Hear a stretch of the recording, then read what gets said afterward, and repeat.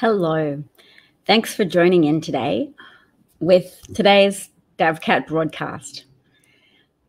As always, plenty to discuss and plenty to aim for. So our goals are to overcome Nazi propaganda, essentially, from Trump brand fascism, so that the public has at least a fighting chance of resisting Trump's efforts to make America lawless and to essentially degrade America into some type of feudal system where corporate regulation is a thing of the past and people can pursue profit at the expense of individuals, families, communities, etc. Why don't we want that? Well, we don't reject profit out of hand as a bad thing. We, as in people who support me, tend to be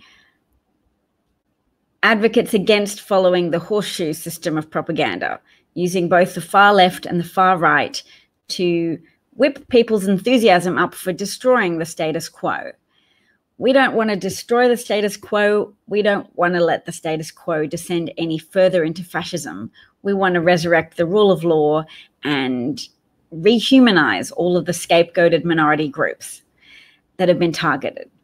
So yes, it is important to think for yourself, but it's also important not to descend into QAnonsens territory where people start Googling how to overthrow the US government and how to rid the world of Jews. Now, that's something that was Googled by a man recently arrested by the FBI who sought to amass weapons so he could target people that right-wing media taught him were enemies of America. So his Google searches involved how do white people rise, liberal professors, and snipers, looking up snipers and military weapon purchases on the internet. We don't want that. That's threatening the safety and security of our nation, our communities, and our families. We don't support that. If you listen to me for long enough, you'll also learn that I don't support the candidacy of Bernie Sanders. I think people overlook the degree to which he's unelectable. I think he has definitely emboldened a cult of personality, trading off people's appetites for fixing America, fixing the unhealthy swing to the right that has happened over decades since Reagan, through various mechanisms, through rescinding the fairness doctrine so that Fox News was allowed to lie to the public, so that Australian citizen turned American citizen Rupert Murdoch could use whatever brain-altering techniques were at his disposal to literally brainwash a significant proportion of the American public. Hi, Jason. Thanks for joining in. So yes, it is likely that Trump pays actors to visit his rally. Michael Cohen has already testified under oath that Trump paid him money to change the results of early online polls about which Republican candidates were favored in the Republican primary race. And Michael Cohen paid money to have people behind the scenes change the results so that Trump appeared to be more popular than he was. So artificially inflated Trump's popularity, knowing that once Trump was over that hurdle of being a joke, that once he was into territory where it looked like he was being taken seriously by enough of the public, that they could then use that artificially created momentum to continue that ball rolling down the hill, that fascism would pick up steam if Trump was just able to cheat to provide himself with the initial push. Hi, Craig. Thanks for joining. I've also put up on screen a CNN article from today because a portion of the US border wall in California has fallen over in high winds and has landed on the Mexico side. The high winds were reportedly 37 miles per hour, which I hear is not particularly high. Hi, Jeff. Thanks for joining in. Trump is an imposter businessman, but he's also a secret mob affiliate, a mob-affiliated businessman. That's a fact that should be be becoming more and more obvious to the American public as days go on, and the GOP party acts more and more like mobsters, supporting Trump even though he uses language like "take her out" about a US ambassador, even though Trump pursued a shadow foreign policy that was to benefit himself and ran counter to the national security interests of America. He misappropriated duly appointed public monies, duly appointed by Congress, to go to military aid for an ally. He used that in a plan, in a scheme to extort the Ukrainian president, to force his participation in the announcement of a bogus investigation into Trump's political rival, which is illegal against campaign finance laws to solicit or accept foreign assistance in influencing the outcome of an election. So it's illegal on so many fronts to seek to bribe somebody with $391 million worth of military aid. It's illegal for Trump to be using that public money in his own extortion scheme because the money wasn't his. It was US taxpayers, and by US law, Congress had devoted that money to benefit US geopolitical security by helping a US ally fight off military aggression from a hostile foreign superpower, namely Russia. Oh, if you offer mics next time, let me know. Gotta go. Yes, Jason, if you reply on any of my Twitter posts during Australian waking hours, and I'll then see it, be able to follow you, and you can direct message me to organize an interview if you would like to participate in the interview portion of these broadcasts when we offer interviews.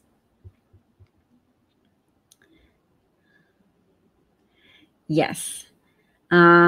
Yes, the material that's been used to build Trump's highly prized by his supporters wall has been shown to be able to be sawed through with a cheap diamond edge saw that people can obtain, and then cut holes in it so they can pass drugs through the holes, or they can enlarge holes so that people can pass through, etc.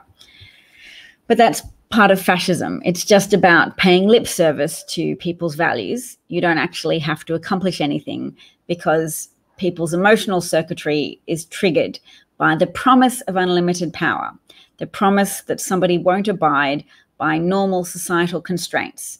Don't demonize people. Don't recreate Nazi Germany. Don't use Hitler's rhetorical approaches in falsely attributing negative attributes to a minority group. Don't say all Jews are evil. Don't say all Mexicans are bad. Don't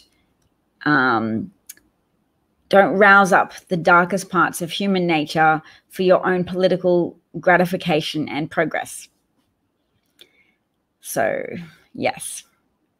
Thank you to those who've been commenting so far.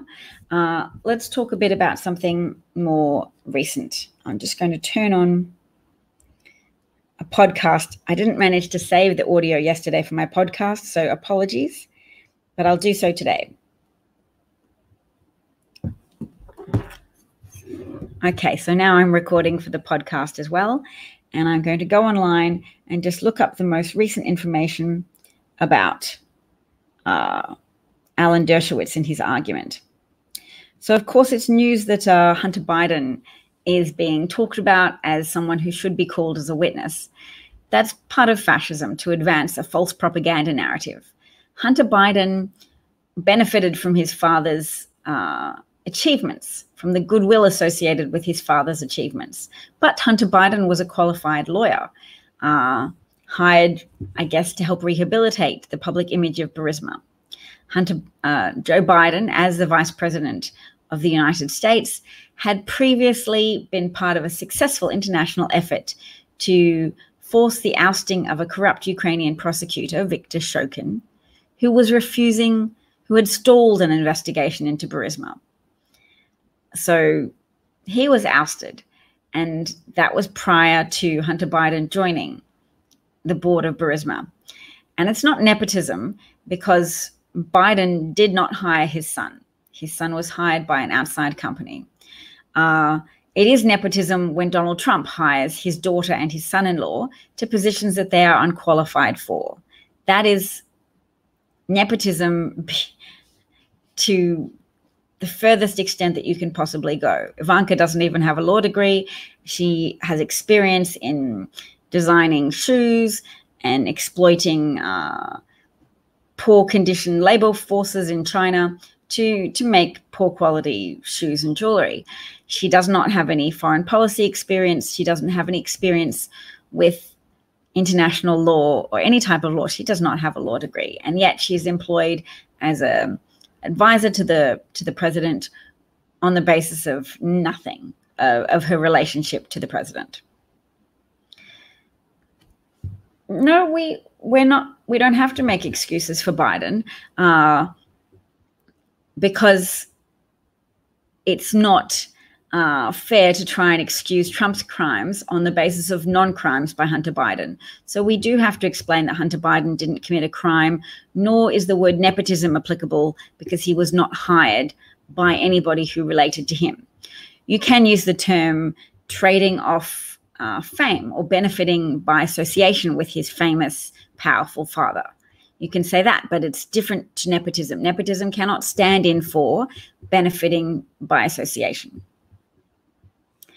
I think you'll find that appearance of corruption is not as bad as corruption. And it's only appearance of corruption because of the attentions of the Republican Party, who in their search for false equivalents pick up on anything. I mean, yes, Trump thought he had bones to boil to make a stew in the same way Hillary's emails were a non-story that got artificially inflated and bolstered by media that sought to balance out Trump's faults by picking on Hillary for faults that were essentially a hyped up mountain out of a molehill. The appearance of corruption would undermine democracy if your democracy was functional, if the Republican Party were genuinely initiating investigations into corrupt activities. So I think you'll find all of the Benghazi activity is not damaging to democracy. It was unfortunate, but you did not have to make excuses for Hillary. The fact that the Republican Party wanted to conduct so many expensive investigations into her conduct was just to create and perpetuate and sustain a false narrative that Hillary had acted corruptly. So no, we certainly don't have to give way to their framing of arguments. We don't have to indulge them. We don't have to entertain it as if it's plausible. It is not plausible that Hunter Biden acted corruptly. Hunter Biden benefited from fame in a way that the children of non-famous, non-powerful parents cannot have, which is unfair to non-famous children, but it is not corrupt. Yes, but you don't have to say the appearance, Hunter Biden's conduct has the appearance of corruption when that has no basis in reality. That only has basis in Republicans' assertion of what constitutes reality.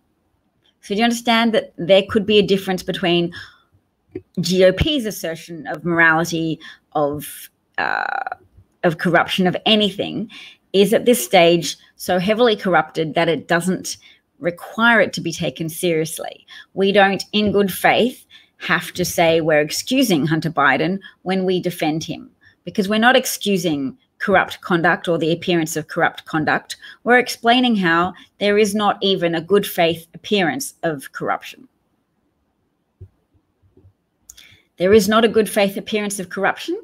So I think I've finished engaging with you on that topic, Hisenburn, but feel free to continue to comment about it at your leisure. I think Americans in polls are saying that they would like there to be less partisan aggression. They would like there to be less division in the US. But at the same time, it can't be the left that perpetually accommodates aggression on the side of the right. They've dragged the Overton window in the US so far over to the right that it does make primary elections difficult because you have to consider that with your candidates. It reduces the chance of success of somebody like Elizabeth Warren because Bernie supporters drag her over to endorse Bernie-type policies because they're quite noisy. They drag her away from the center, and yet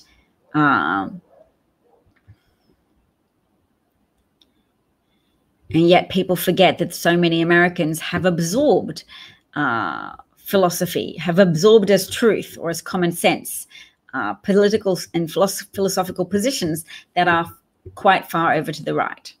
So the US public is to a degree a sponge for positions that have been pushed, narratives that have been advanced over and over again in the media.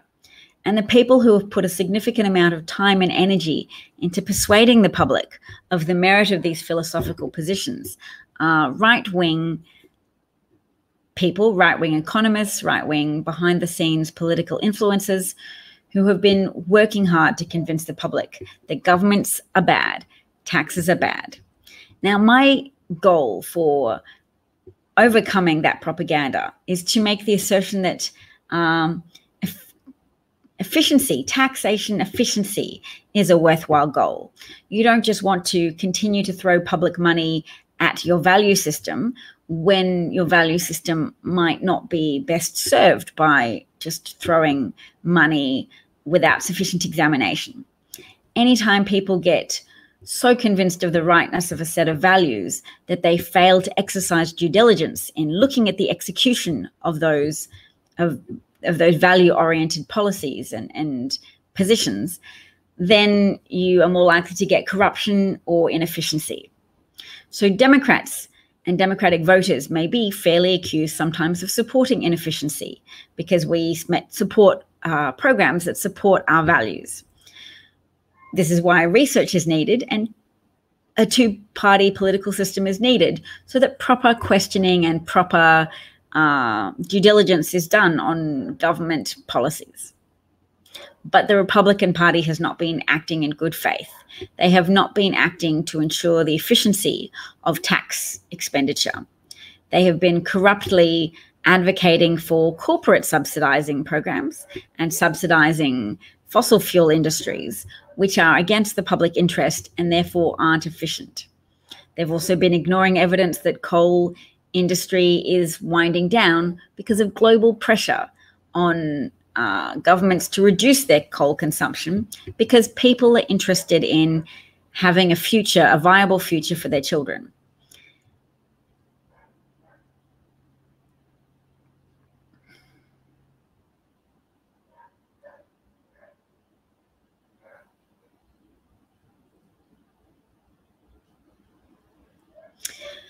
It's true. The opposite of right wing is not moderation.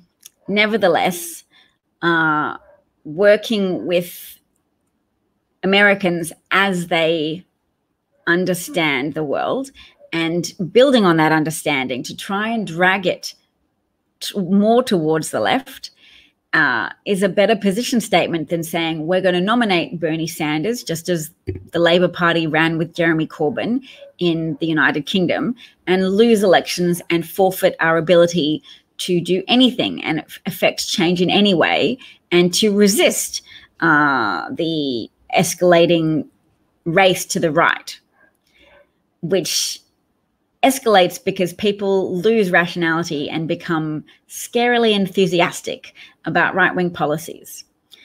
I will bring up for you guys a study that's been conducted. First of all, a correlation effect was found.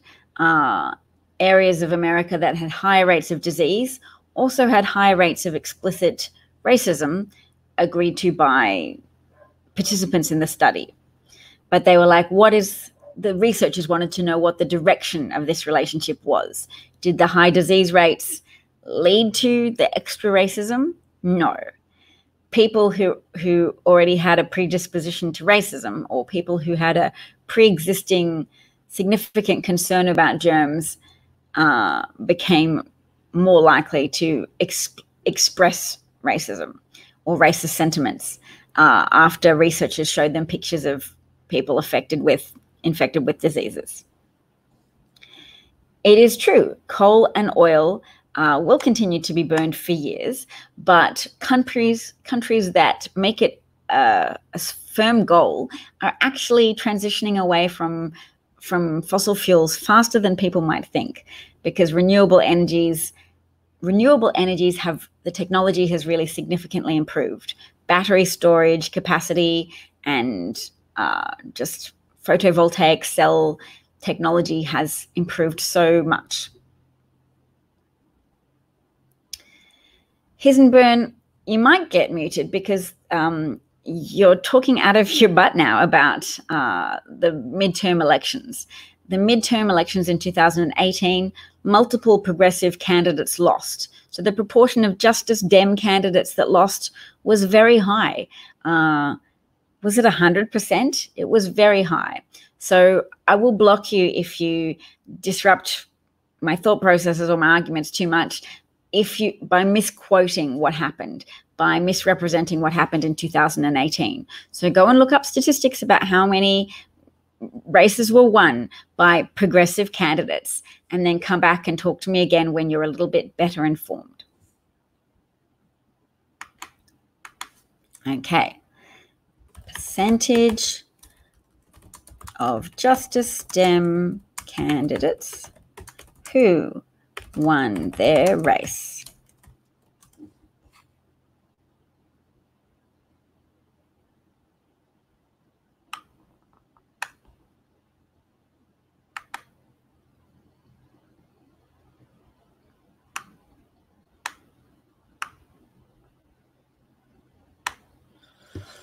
Nearly all of the National Progressive Group's star candidates fell short in their contests in red or purple districts and states, potentially slowing the momentum the emboldened left had enjoyed since Hillary Clinton's loss 2 years ago. Yes, because negative partisanship usually drives election victories for people who feel that they were unfairly deprived of an election victory, i.e. the left.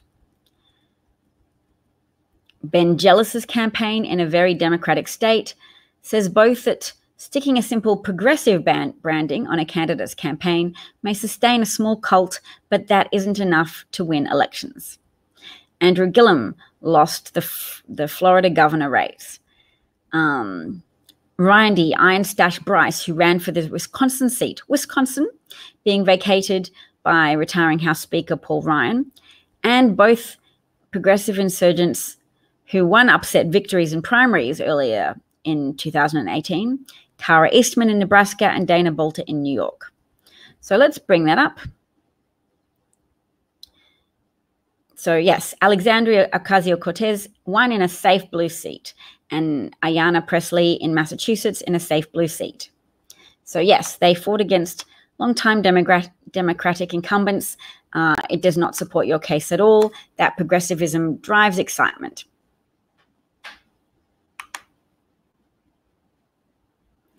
I will put that up on the screen for you to deter other people who may not comprehend that highly progressive candidates are not doing well.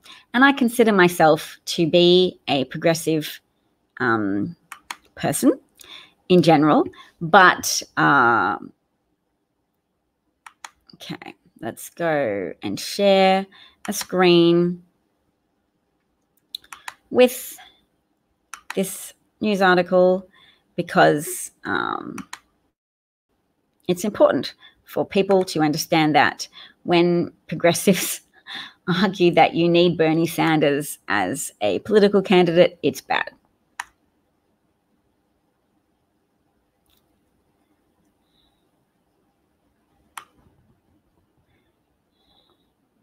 So, no, Hillary Clinton won the vote by 3 million votes.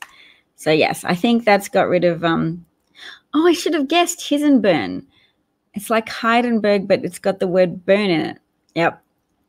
We don't expect all Bernie Sanders supporters to be rational, because while some must just be decent people frustrated with America's lurch to the right, others will be lost to cult thinking, or higher up on a continuum of cult thinking whereby they can't process or acknowledge evidence. So let's see. It's interesting that Joe Manchin has said that Hunter Biden would be a relevant witness. Even if Hunter Biden was guilty, would not absolve Donald Trump of extortion, violating campaign finance law, and violating the Impound Control Act, violating the separation between powers, between branches of government, which is a very underemphasized point. I'd love it if people talked about it more. When Trump illegally held up aid to Ukraine, it doesn't matter that he eventually caved once the whistleblowers report. He was aware of the existence of the whistleblowers report. Trump had no business holding up the aid without following the legal procedures necessary if he had any objections to raise with Congress's bipartisan ruling to give $391 million of aid to Ukraine. Oh, too many. Yes, no, the president doesn't write foreign aid, actually. It's good that you said that because it helps us practice articulating the truth. And the truth is that according to the separation of co-equal branches of government, Congress has the power of the purse. So no, it's Congress. It was a bipartisan Congress measure or bipartisan piece of legislation introduced by Congress to give the money to Ukraine for military aid that was under attack.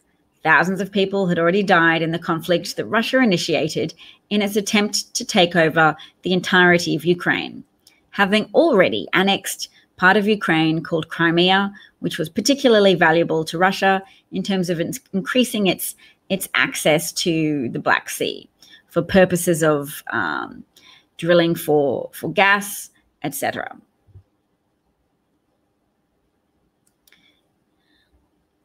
Yes, so no, that the president does not determine how taxpayer money is distributed. He can, yes, President Barack Obama was president when Russia invaded Crimea, part of Ukraine, and you could make the case, you could argue that Obama insufficiently helped Ukraine, an American ally. But again, that would not absolve President Trump of his crimes and his betrayal of his oath of office and his betrayal of the interests of the American people. So thanks for raising those points. It's good. It's good to practice the conversations that we need to have with fence-sitting independents. It's not really worth an investment of our time and energy to try and deprogram cult Trump worshippers. And it's certainly not worth our time to engage with people online who claim to be Trump supporters because they could just as easily be paid Russian stooges. We don't know.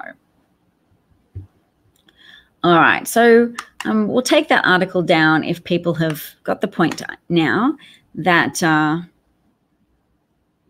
yes, that in deep blue seats, it's perfectly possible to run very progressive candidates.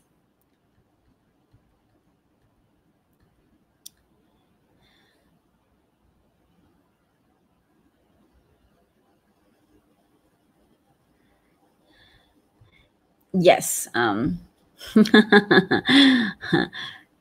It sort of undermines the point I was making a little bit if you scroll down, but at the same time, Claire McCaskill, they were, what does it mean by friendlier states? They're red states, fairly red states, aren't they?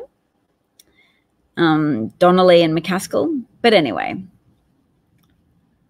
Democratic Senate challenger Phil Bresden, who said he would have voted to confirm Brett Kavanaugh. Wow. Anyway, the message really was, as many people said, you had to run candidates to suit the area. You can't provide a formula that is, you must always run this type of candidates. But for the American election, as people must know now, the Electoral College plays a significant role. So you have to find a good fit for battleground states. You have to find a good fit for Wisconsin, Michigan, Pennsylvania. So we need to be following polls that tell us who is the best candidate for those areas and also who excites the Democratic base. And as much as that Bernie person was trying to argue that you needed a progressive candidate to excite the base, in battleground states, you don't necessarily need a progressive candidate to excite the states. Let's see if we can please. That person claims they're a Democrat, but they won't vote for any of the candidates that they're running. I think we're probably done entertaining that troll person. So you can mute them if you can, Jeff. Oh, you can't because this is a new account for you. So you don't have administration privileges. I will try to restore those to you. I guess that means we don't have anybody who's admin enabled. Oh, well, we'll just work with what we've got. Yes, I'll fix it. I'll fix that, Jeff. I've struggled to add people to admin lately. All right. What shall we do next? We can't block the troll, but we can continue to talk about real things. So we'll laugh a little bit at Alan Dershowitz, although laugh in a slightly terrified way, that Dershowitz was arguing today that the president could do absolutely anything as long as it was in favor of his own re-election, because that, according to Alan Dershowitz, is in the national interest. So a president cheating to ensure his re-election is hunky-dory, according to Alan Dershowitz. And I hope people are breaking that down and expressing it in simple language so that we can have these conversations and bring on board more independence. I mean, the more they talk nonsense about Hunter Biden, the more people might start to get suspicious. But at the same time, I hope I can trust Joe Biden. He winked at the camera in confidence when asked what it might do to the Iowa delegates that he's been talked about so much in connection with the term corruption. But to Democrats who are paying attention, it might help embolden Joe Biden's chances that Trump does seem so afraid of Biden that he was prepared to break so many laws in order to reduce Biden's chances of being his primary opponent.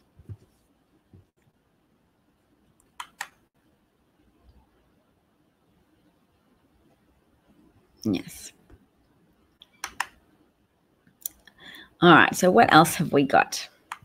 Let's have a look at what's happening in the Twitterverse, because it is so great that Twitter gives us access to various legal minds. I enjoy following Lawrence Tribe and Neil Katyal, although I don't know how to pronounce these names because I just read rather than listen to television.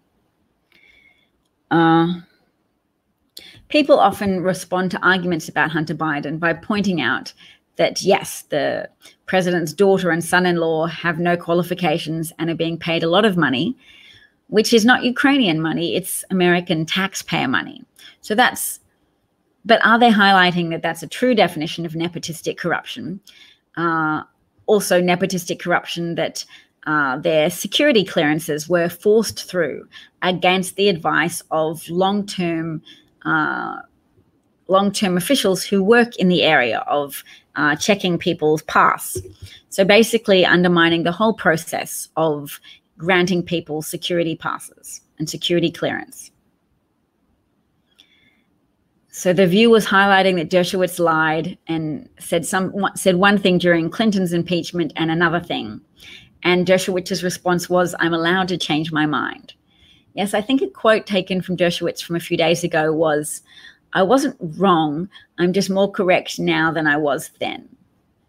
So Saturday Night Live also had a opening sketch in which Dershowitz went to hell for manipulating the truth to such a devilish extent. Yes, and nepotism is a form of corruption, whereas Hunter Biden being paid by a Ukrainian company, that's still benefiting from an association with your parent, but not nepotistically benefiting, because nepotism involves your parent being involved in the hiring process. That's a family member giving something to their family members. Whereas famous children benefiting from their famous parents is not a nepotistic transfer of power and prestige. it's just association. So there's no corrupt activity on the part of Joe Biden. He did not nepotistically appoint Hunter Biden, to any government position or any position. He did not pull strings to get Hunter Biden employed. Hunter Biden benefited from the name that Joe Biden had made for himself through his helping Ukraine to move past the mire of being stuck with a corrupt prosecutor general.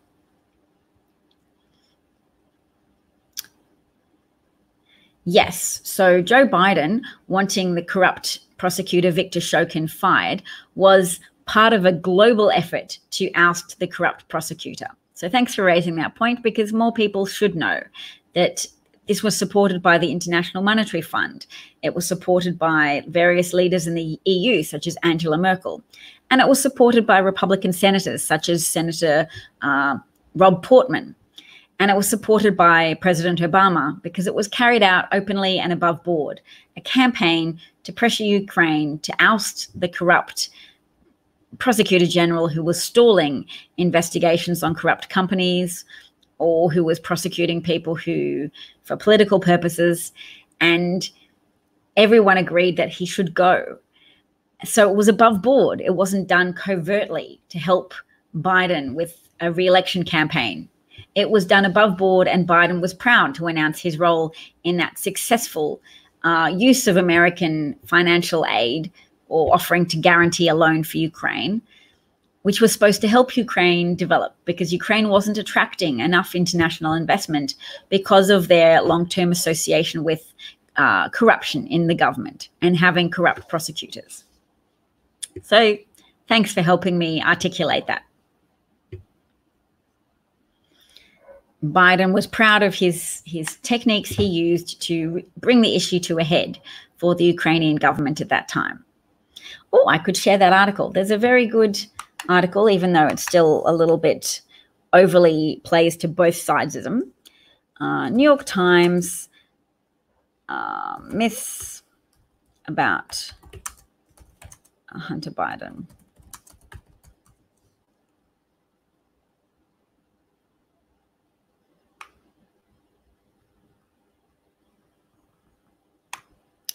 There you go. Debunking 4 viral rumors about the Bidens in Ukraine. Uh-oh.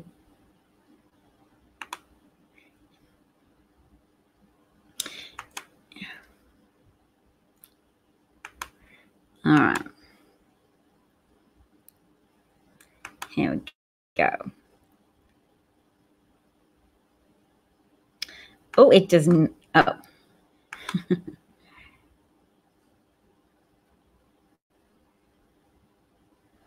No.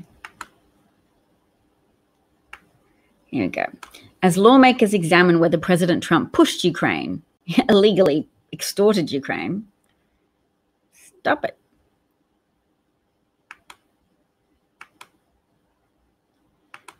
Dang it. All right.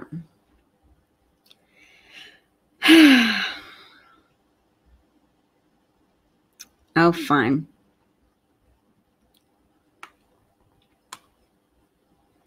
I'll have to, Oh, good. Phew. I thought I accidentally shared my email address on screen then, because I was going through New York Times and it kept bringing up links. Actually, no, maybe I did. Oh, wow. Somebody else subscribed to my YouTube channel. Thanks. Yes, Dershowitz seriously argues that doing things to help your election, even morally wrong things, are A-OK, which is a bit unfortunate. So that's all right. I'll tell you what. I will...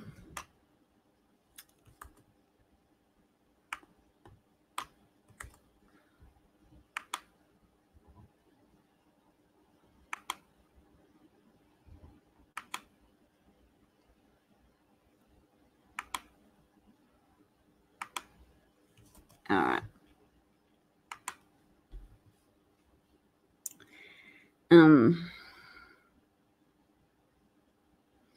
Yes, it is a whiteboard.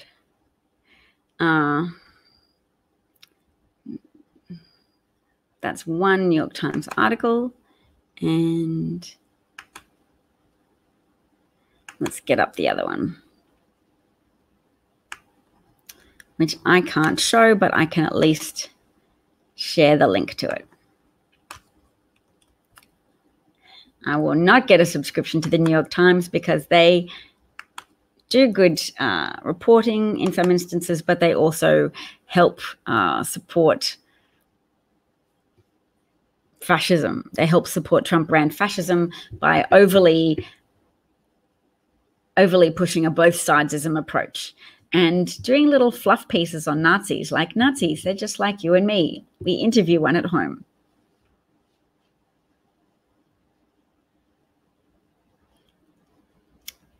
So yes, we should make it more broadly known that benefiting from association with a parent who's famous for doing good is different to receiving taxpayer money because you've been directly, nepotistically appointed to your position by your powerful relative. That's nepotism, and yes.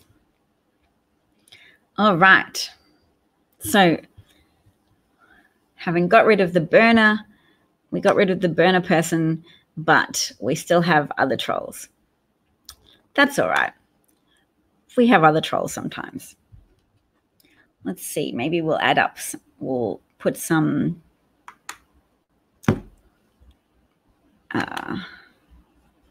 Twitter stuff up here. It's always fun to see what's happening moment by moment.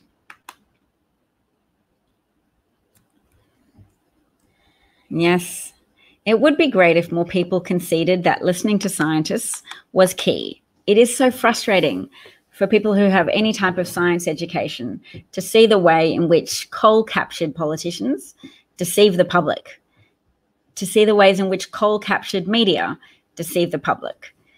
The public is growing in its understanding of the way in which fossil fuels such as coal, gas, oil jeopardize our lives. And Australia is a little bit of the canary in the coal mine for white people, because white people, of which I count myself amongst their number, have shown a distressing ability to ignore increasing incidents of flooding and natural disasters in equatorial nations where the predominant population has brown skin. We've been able to ignore that.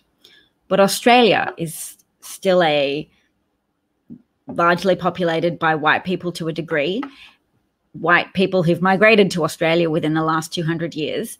And we have and continue to suffer from ongoing out-of-control fires that are unprecedented in their severity and unprecedented in terms of the damage they've caused. Over 1 billion animals incinerated in the fires, over 1,000 homes destroyed, and over 33 people have died.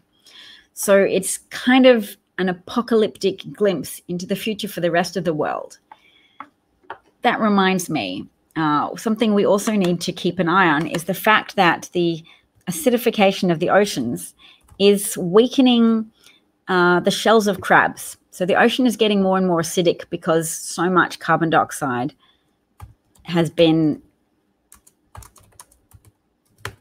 absorbed into the oceans. Crab shells weakening, CNN.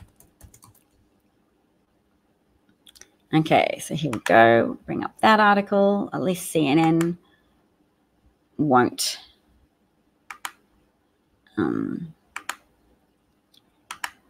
ask me to share anything. Here we go. All right, can we see that?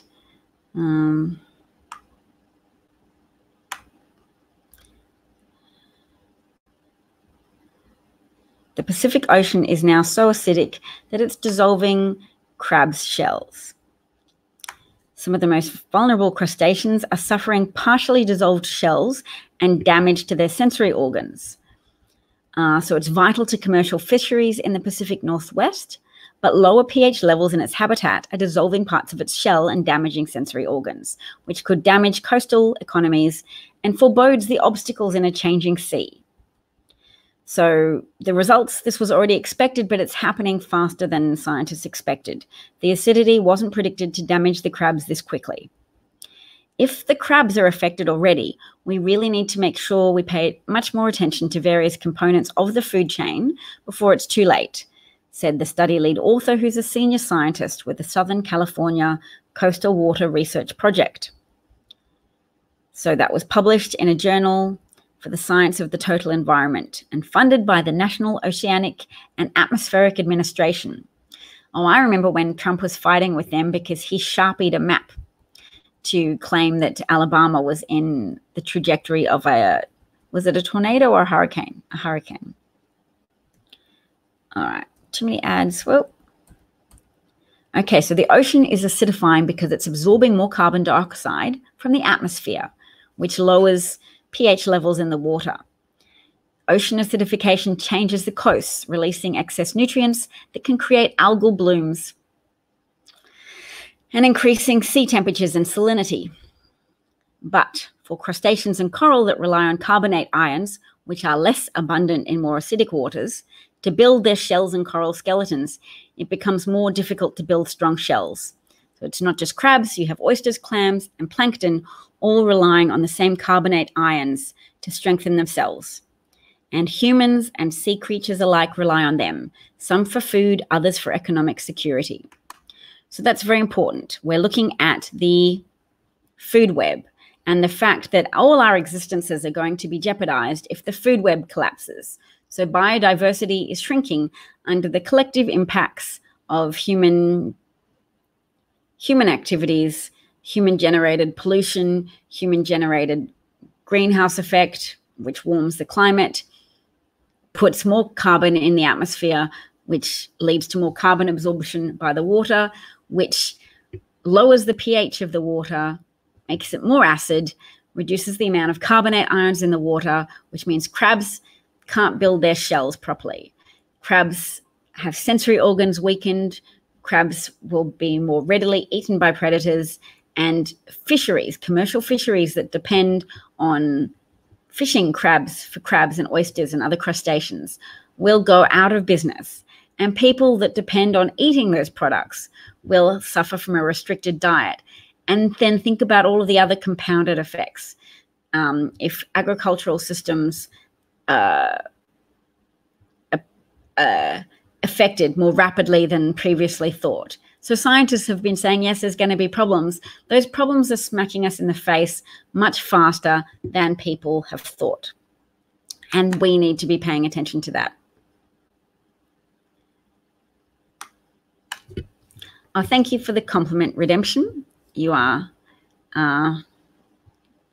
compliments help because I'm taking my non-expertise in this area, but my acquaintance with the science and the fact that it's concerned, I'm taking my decency as a citizen to the airwaves to say, hey, we all need to step up here and not be passive and just wait for the experts to tell us what to do. Because under fascism, a lot of experts could be attracted to do what the people in power want. So under fascism, experts could either start to lie, like Dr. Ronnie Jackson, who said that Trump was in the healthy weight range and was so strong that he might live to 200 if he just improved his diet a little. Experts will lie to get power and privilege under fascism. And I don't mean all experts, but I mean enough that you can't just say we have to wait for the experts to solve this.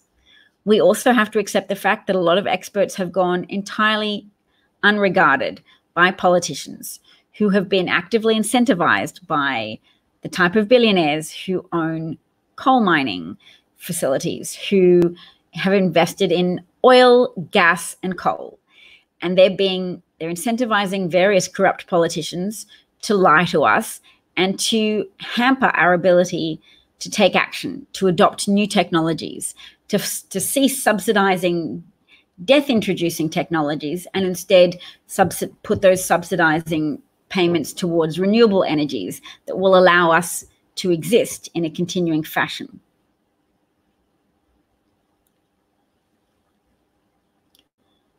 Is there a guy on here claiming that carbon dioxide. Carbon dioxide might have been at higher levels billions of years ago when humans didn't exist. So humans need quite a narrow range of conditions in order for a sustainable existence, a viable existence.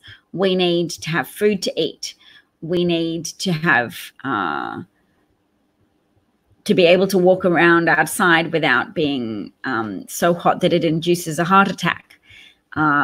We need to maintain homeostasis. For people who don't know what that means, homeostasis is the temperature range in which human bodies function.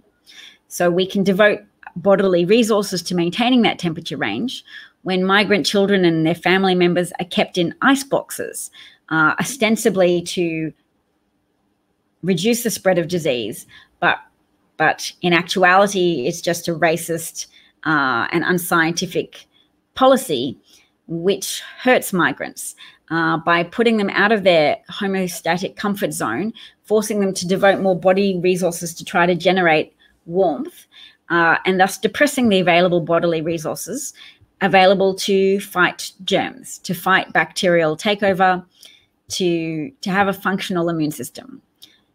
It depletes their ability to fight disease and increases the ability of germs to get a foothold in a human body that's just fighting as hard as it can to stay warm and to stay functional. I was just looking at the case of Marie Juarez today, who died at age 1.5 from racist and inadequate medically negligent treatment of her when she developed a respiratory condition, and nurses just suggested her mother give her Panadol. So she was eventually transferred out of the Southern Texas Family Center, i.e. detention facility. At least she was still with her mother for a while, but killing a toddler through medical negligence is unconscionable. And it's the type of outcome that is unexpected when completely to be expected when your country lurches towards fascism and through various cheating mechanisms has a racist, xenophobic person who trades on xenophobia in the population for electoral advantage. That's what Trump did. And what Hitler did, used community sentiment against Jews, and in Trump's case, used community sentiment against people of Mexican background to increase his acceptance in the public, to increase the enthusiasm of his base, who would say, yes, he's telling a truth that nobody else is prepared to say. We should put all the Mexicans in camps. But the reason why nobody else is prepared to say that is not because it's a truth that's under-acknowledged. It's because it's fascism, and it leads to the growth of inhumane attitudes. It leads to the creation of a section of the public that are emotionally attached to a cult leader who is the only person who will dare to do the inhumane things that they crave. And that inhumanity will escalate, because the more inhumane actions you rationalize as being perfectly okay and indeed necessary, the more irrational and the more inhumane those actions and those policies will get. And we've seen that under Trump. It escalated to the purposeful separation of children from their parents, which all pediatric organizations will tell you is debilitating to the emotional development and to the intellectual development of children. Their ability to form trusting relationships in the future is jeopardized. Their ability to intellectually develop is jeopardized because the emotional harm caused by rupturing familial ties is so great.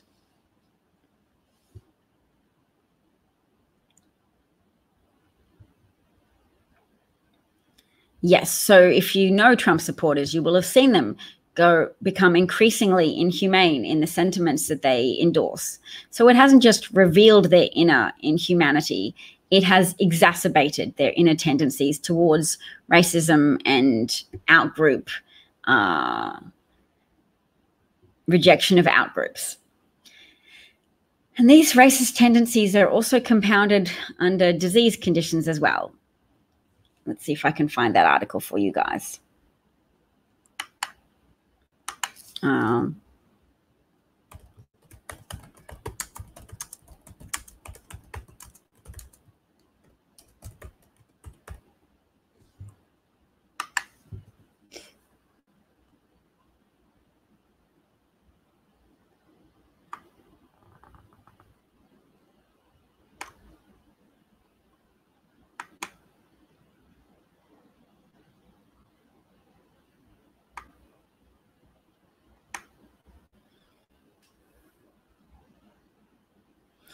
Wow.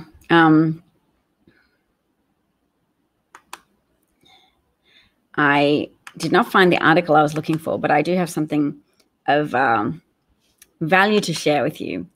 And that is another article I just came across, so I'm not going to vouch for its truth or anything or its validity at this point, but it's from a website called ScienceDaily.com. So let's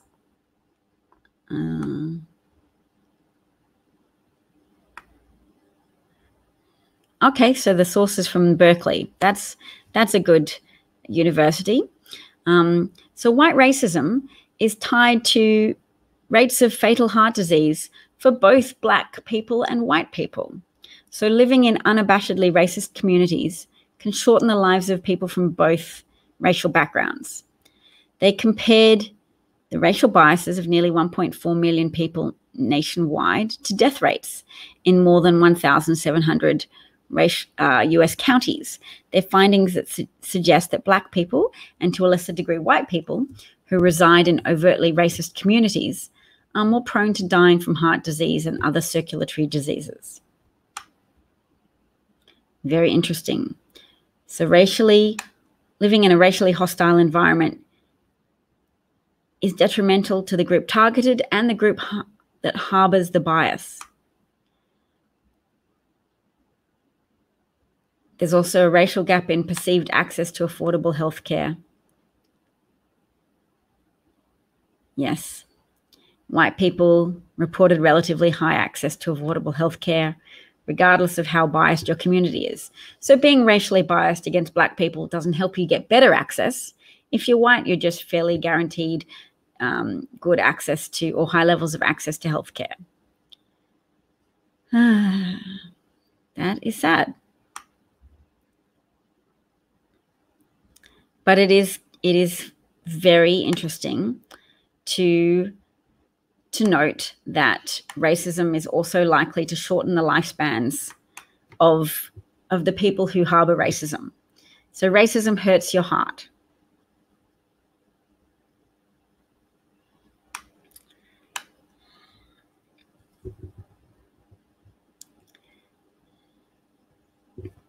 I'm just checking this person to make sure that they are. Oh, good. Koof, I couldn't quite tell what was in your profile picture, but now I'm all good with it. All right. So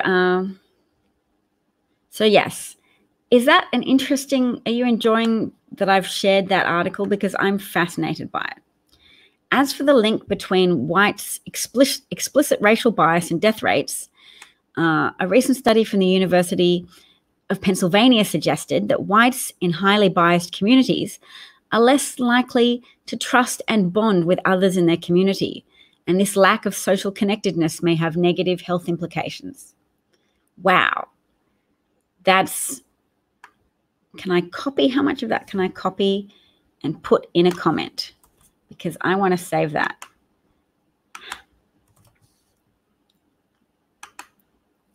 So being racist makes you less trusting, less able to form joyful relationships with others, and therefore more likely to, oh, okay, so it didn't get the whole quote.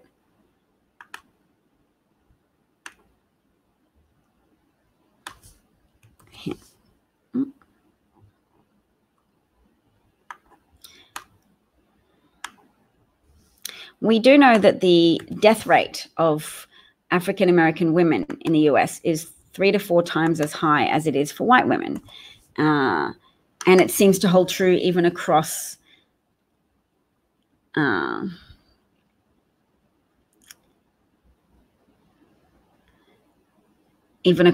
economic groups. So even Serena Williams, who was prone to blood clotting or pulmonary embolisms, something when her concerns were still not taken seriously, and she still had a near-death experience with hemorrhaging. And that may mirror the health experiences of people of color, women of color, because they're disbelieved, or more likely to be disbelieved or not taken seriously in a healthcare setting, thus reducing the likelihood that they can survive the challenging processes of labor and pregnancy. Well, somebody says I'm losing my hair. Not really. Okay, so let's look at this quote. Circulatory disorders, which include heart attacks, angina, and coronary heart disease, are the leading cause of death in the United States. So researchers can't make a causal link between racism and such deaths, but they've speculated that the environmental stress of racial hostility, combined with discrimination in healthcare, may create or exacerbate circulatory problems for Black people. All right.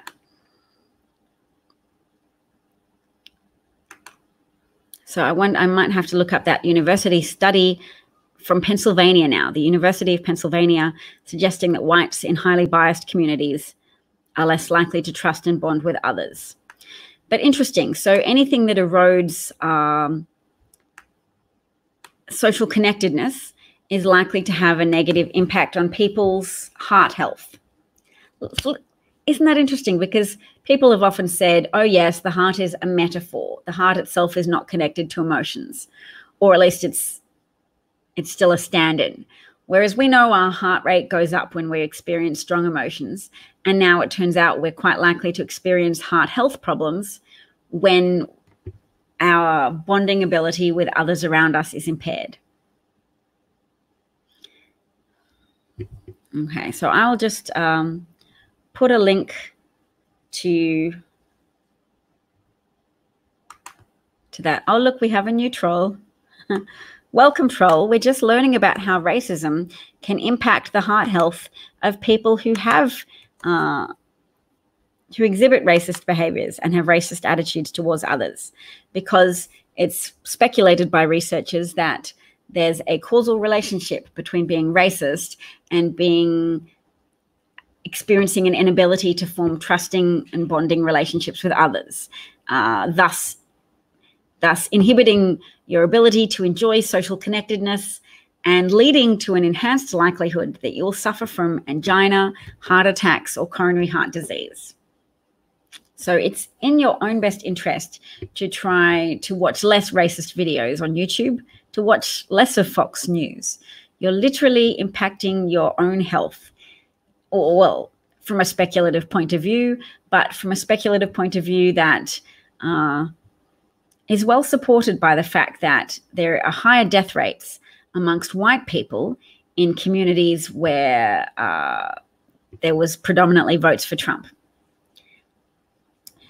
Yes, Hunter benefited from being associated with a high-achieving, successful parent who was celebrated for his help for Ukraine. But Joe Biden did not himself appoint Hunter Biden to any position, because that is actual nepotistic corruption as exhibited by the current acting president of the United States. So, yes, not only are Trump supporters likely to be more racist than non-Trump voters, but that racism is likely to be contributing to your chance of dying at an early age. All right, let's Google death rates in Trump counties, deaths of despair.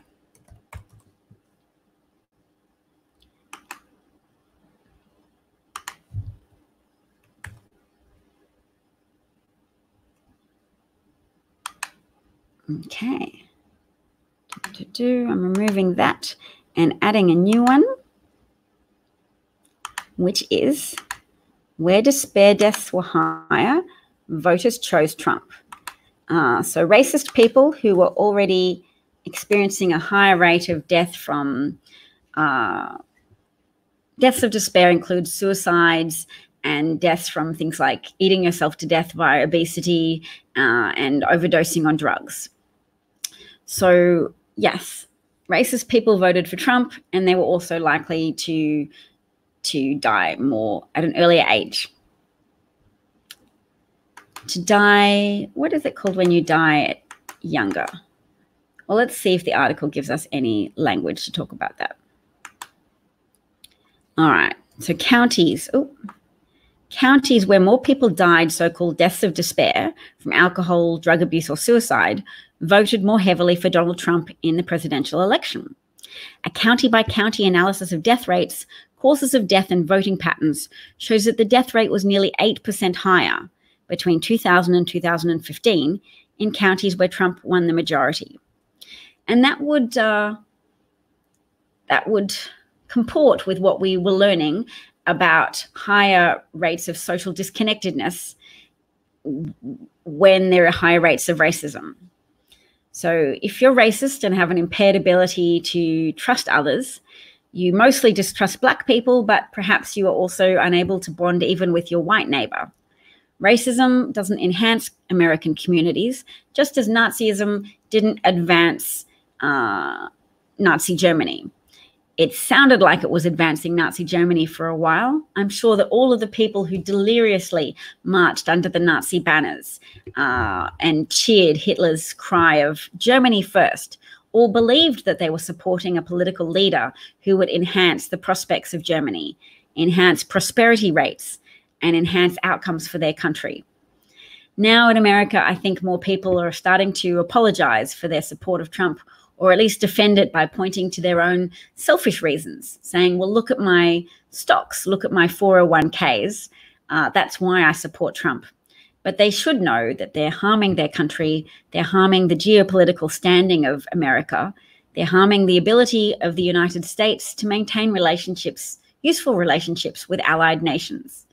They're undermining NATO and the alliances that emerged after World War II, when people had a strong historical proximity towards all of the harm done by out-of-control racism and scorn for minority groups. People were closer then in a timeline to what Nazism, towards what authoritarianism does to a nation.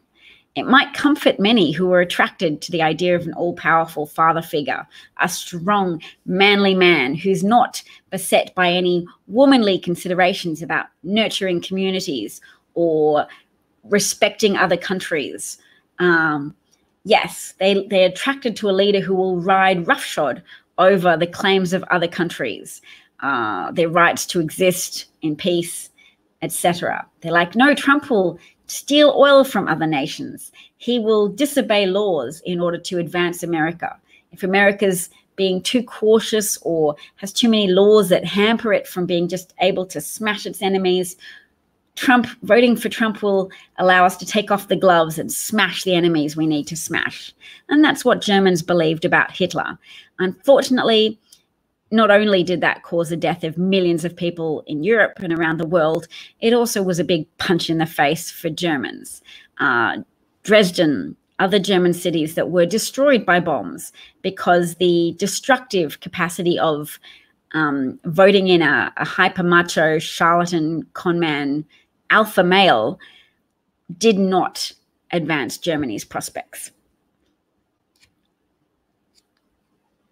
Yes, the troll is being rude about California, which has the 5th largest economy in the entire world, because of course it's right-wing propaganda to continue to claim that California is somehow, because it's a blue state, that it's somehow all crumbling. It's the 5th largest economy in the world compared to other countries, that one American blue state. Its productivity outshines that of most other countries in the entire world. And yes, blue states are contributors, net contributors to federal coffers. Red states are more of a drain on federal coffers. They receive more federal funds than they contribute to the taxation system.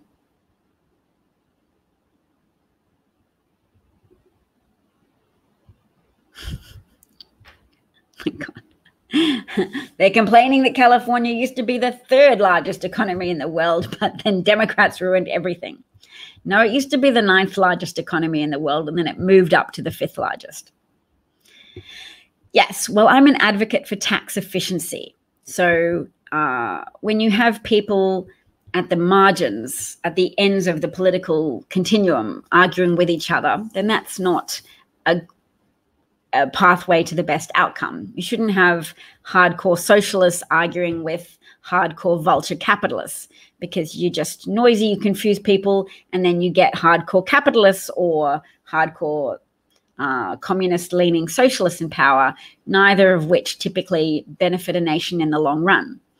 Underregulated capitalism leads to widespread oppression of people, overexposure to neurotoxins that retard the emotional and intellectual development of children, cause higher rates of developmental problems, behavioral disorders, etc. That's underregulated capitalism for you. Poisoned water and poisoned air, leading to children with birth defects and developmental issues. So yes, tax efficiency means keeping a good eye on how taxes are spent so that they are put towards programs that have demonstrated efficacy, put towards programs that enhance community solidarity.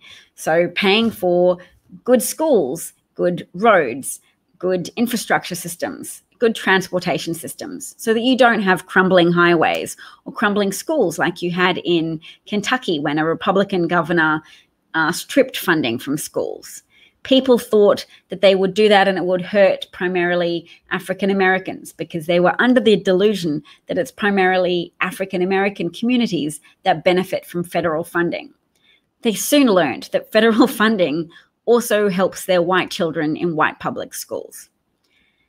But again, the bigger picture plan of conservatives and libertarians is to undermine the public schooling system so that everybody gets vouchers for religious schools in the end. Oh, what a beautiful comment. Oasis says that I have been an oasis and am one of the critical thinkers that give you hope. Oh, and Michael P. Grande is off to read A New Earth by Eckhart Tolle and says, later, racists. Yes, I need to appoint more moderators to help me when I don't have access to blocking trolls myself. So thank you, Michael, for your support. Have I been talking for an hour? Let's check. Oh, I must have been.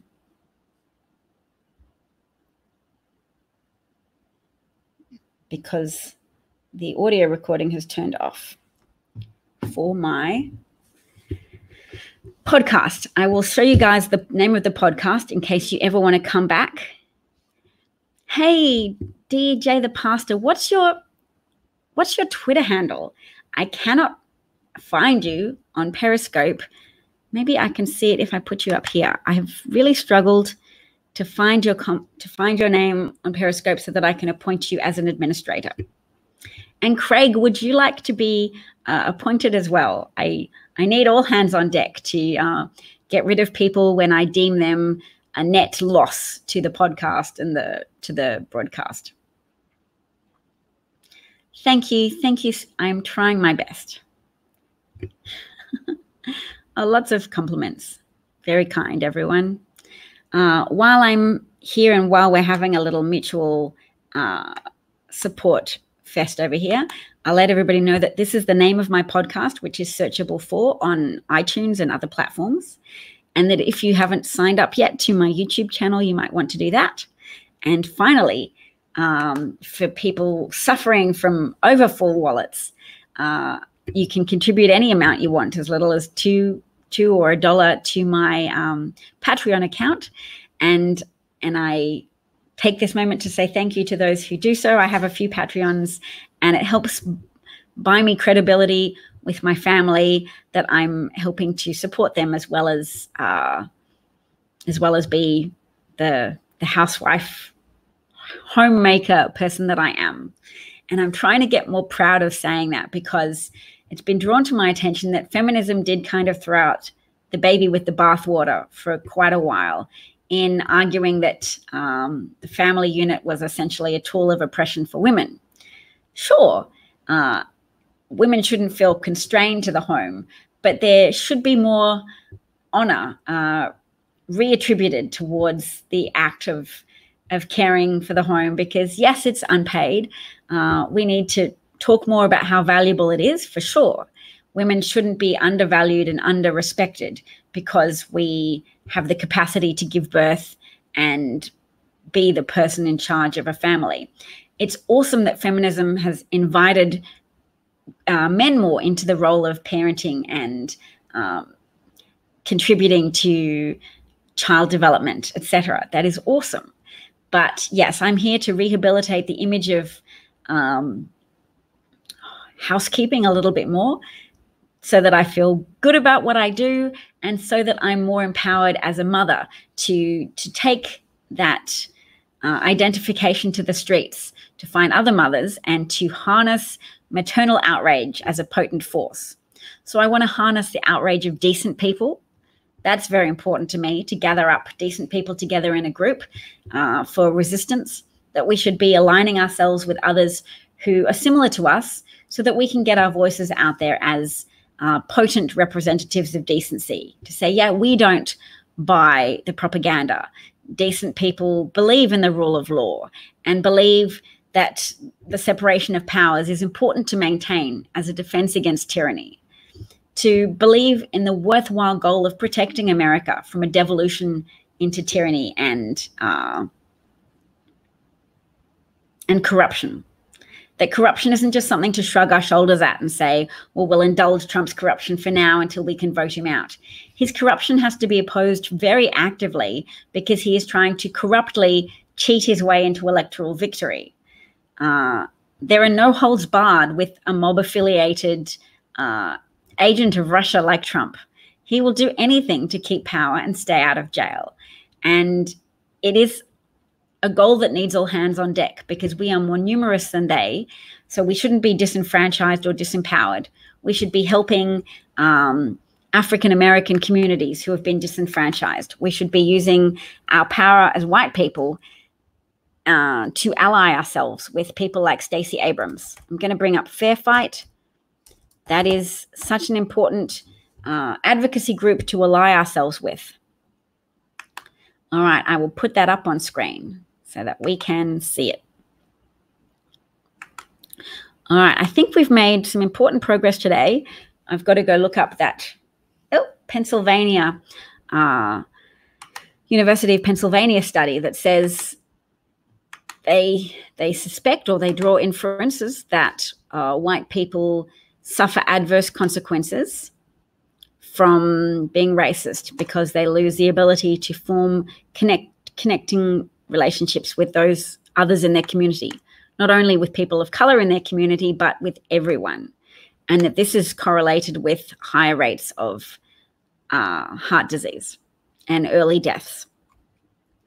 So look, if we join Fair Fight, or if Americans join Fair Fight, they can support litigation against various statewide state measures from Republican governors who try to repress African-American vote, knowing that they are definitely a reliable voting bloc for Democrats candidates. Fair Fight works to expose corruption and fought against legislation that put special interests and vendors before voters. And they built and engage a robust network of grassroots activists that work to strengthen democracy at all levels. Can't get better than that, everyone. Here we go. Let's see if I've got Fair Fight.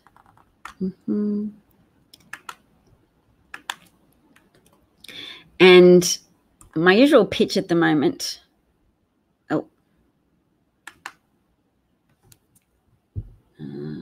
My usual pitch at the moment as well for charities is to support Racist Texas, because I've already done it, and they help migrants who are being persecuted. I mean, in the same way that Hitler persecuted Jewish people. And I read a tweet thread from someone living in Poland who transcribed a speech given by a Polish professor at the recent memorial commemorating the 70th or 75th anniversary of Auschwitz. And she wrote about the changes and how you might feel about that, or her speech concerned that. So, one day you might go to a bakery and see that they have a sign saying, "We only sell to Jews after 5 o'clock." And you think, oh, well, that's not convenient for Jewish people, but there are other bakeries. They have options. It's not the worst thing in the world. So you accept that. And then you see a park and it says Jewish children cannot play with Aryan children, or Jewish or non-Aryan children cannot play with Aryan children. And you think, well, that's not convenient, but there are other parks where they can go to, and that this can escalate. And at each stage, something can be incorporated into what you accept as normal. And that's how you bring human beings along a pathway to mass murder, by introducing them to baby steps of accepting the lesser status of a scapegoated minority group. Jews weren't really a threat to anybody, but making it so that transgender people can't serve in the military, making it so that it's legal to discriminate once more against people who are gay, to exclude them from job opportunities, etc. It is still degrading the American conscience. It is winding back advances that have been made in the humanizing of others, the humanizing of diversity amongst human beings. And for that reason, we have to stay vigilant. We have to call out that there are masses of camps with tens of thousands of children imprisoned in unhygienic conditions. And just because it's not novel, a new story anymore, it's no longer reported on. But those children are still there, and those children are suffering. And it's likely that they're still dying, and that the Trump administration has found ways to repress that data being released to the public. So keep talking about it, particularly to women. White male support for Trump has stayed fairly stubbornly constant, but white women in suburban areas without a college degree, their support for Trump has fallen. So I think women may be a little bit more susceptible to information about how those children are being mistreated, and how the devastating lifelong effects that it has for children who've been separated from their parents, and that the Trump administration purposefully lost records and did not keep records pertaining to those children to make reuniting them with their family members impossible, so that they could essentially traffic children and have them adopted out into American families without ever seeing their biological parents again, with having that grief on their heart and that disruption to their family relationships for no reason other than the cruelty and racism embedded in the Trump administration. So I'll put up races. Have I got, no.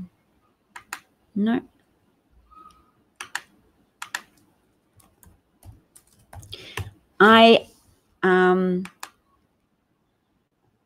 have the potential to interview someone who is a great person on Twitter called Politidope, and his first name is Matt, and he's agreed to chat to me.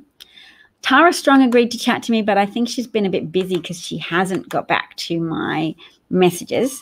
Maybe we could tweet at her and say, hey, talk to Davcat.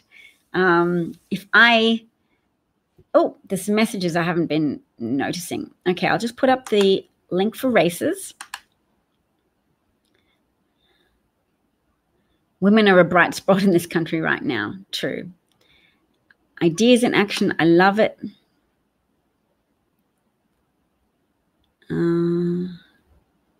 Brian said, we love what you do, Dav. Thank you so much, Brian. Much appreciated. Okay. So, yes, I'll put them up again just in case anybody needs those words. So fair fight is one of the best things we can do to help turn out the Democratic vote, to recognize that there are people who would turn out to vote, but Republicans are working hard on preventing them from voting, from disenfranchising African-American voters, just because that's an easy way to reduce the vote of reduce the vote for Democratic candidates, because Americans are too used to standing by and allowing too used to being passive in the face of racist legislation being advanced. So fair fight, races. That's a charity to help migrant children. And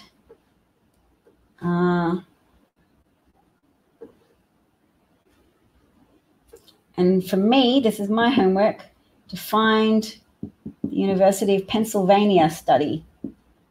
Pennsylvania, that tracks the correlation between racist attitudes in a community and prevalence of heart disease. Oh, Redemption liked the interview with Tom Arnold. That's great. I have a version of that which is condensed or a bit cut down so that it doesn't have the bit where I talked while I tried to figure out how to connect with Tom. And I didn't realize he was waiting for 25 minutes, the poor man. He was using the first link I'd ever sent him to this website I use called StreamYard, which allows me to simultaneously broadcast to both YouTube and Periscope. He was waiting on that first link, and I had generated a new link. This website, I have to generate a link for each fresh broadcast. So I kept Tom Arnold on hold effectively for 25 minutes. He was very kind and still talked to me. So yes, he was a good sport. But yes, I hope to talk to him again. Actually, I might contact him and contact Tara so that we can have more people on board as a way to build consensus. If you ever have any ideas on how to bring more people on board, build more consensus about the need to take action and preserve the American conscience and steel all our resolve in fighting corruption, even as it gets normalized in daily life, that we keep speaking up, keep speaking out, and find ways that are effective uses of our time, energy, and privilege. Thank you, everybody, for listening today.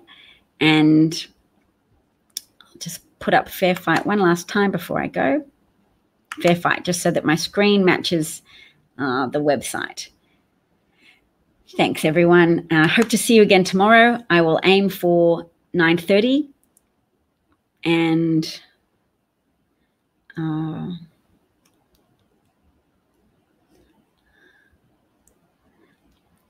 I hope to see you again. What's the time now where you guys are again? I struggle keeping a hold of it. What specific time? Okay. Okay, so in Los Angeles now it's 7 o'clock.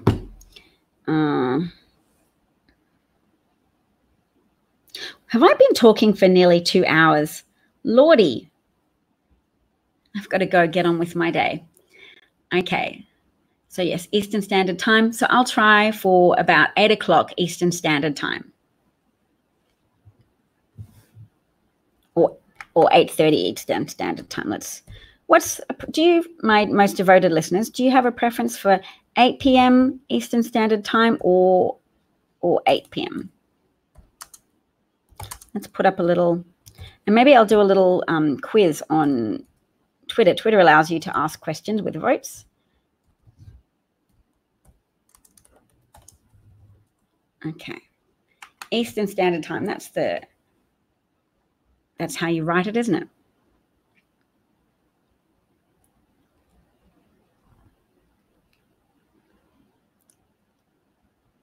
That's my question. No preference. Okay. All right, good. I would just do what I managed to do. 8:30 for you. Excellent. All right, good. I care about Brian's preferences. And okay, here it says I've been talking for an hour and a half. Okay. Oh, yes, maybe. Oh, yes, I did start. Okay, an hour and a half. That seems better than 2 hours. Cheers, everybody. Take care. Take care of yourselves and each other. Even the act of maintaining our sanity in this type of environment with this much credence being given to right-wing propaganda is hard. But at the same time, lots of reporters are getting a little bit more grit in challenging Republicans. I would urge you to follow a lady from NBC called Heidi, and her surname begins with P. Let's see if I can find her.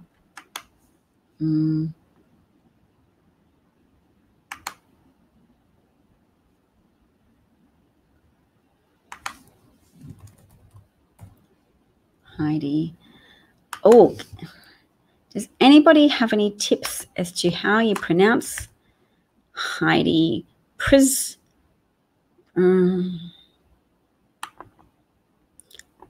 Oh, she's got her own website. That'll be interesting. I'll put it up live here.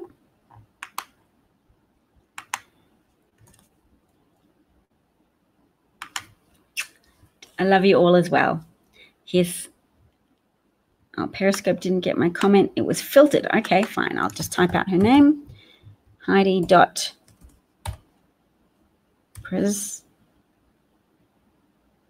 Prisbyla.